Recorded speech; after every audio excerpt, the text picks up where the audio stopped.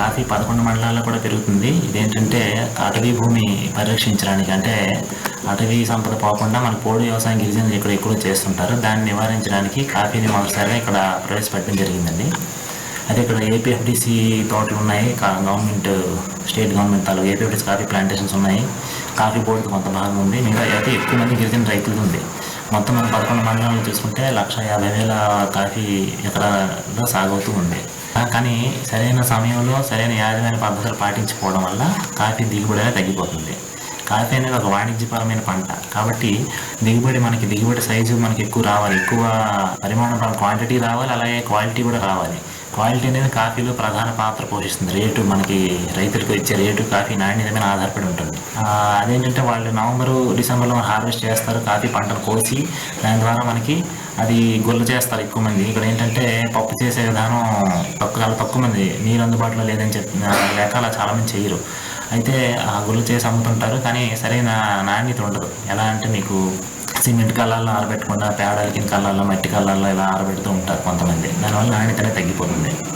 అయితే కాఫీలు మనకి మన ఏరియాలో చూసుకుంటే 7 రకాలు ఉన్నాయండి. Selection 5A, 5B, selection 6, 8, 9, 11, 13. Selection 13నే మన చంద్రగిరి అంటాము, అది పొట్టి రకం. మిగతా 6 రకాలు కూడా పొడవు రకాలు. పొడవు రకాలు ఏంటంటే మనకి 7 అడుగుల దూరం మనం ప్లాంటింగ్ చేసుకోవాలి, పొడవు కానీ అడ్డం కానీ. పొట్టి రకాలు ఏంటంటే మనకి చంద్రగిరి అంటే సెలక్షన్ 13 అనే చంద్రగిరి అంటాము, అది 6 అడుగుల దూరం పొడవు వెడల్పు కూడా చేసుకోవాలి. ఏప్రిల్ మే నెలలో ఏంటంటే కాఫీ మొక్కల్లో మనకి చేసుకోవాల్సిన పని ఇప్పుడు కాఫీ నర్సరీ మనం చేసుకుంటాము. కాఫీ నర్సరీ 2వ దశ నార్మల్ అనేవి ఇప్పుడు చేసుకుంటుంటాం. 2వ దశ నార్మల్ ఏంటంటే పాలిథిన్ సంచుల్లో మట్టి నింపి మనం టోపీ దేశంలో ఉన్న కాఫీ మొక్కలు వేయవలసి ఉంటుంది. ఈ సందర్భంగా ఏంటంటే కాఫీ నార్మల్ బ్యాగులు ఏంటంటే ఒక 3 నుంచి 4 జతల కన్నాలు అనేవి ఉండాలి. దీనివల్ల ఎక్కువైన నీరు అనేది బయటకు పోవడం జరుగుతుంది.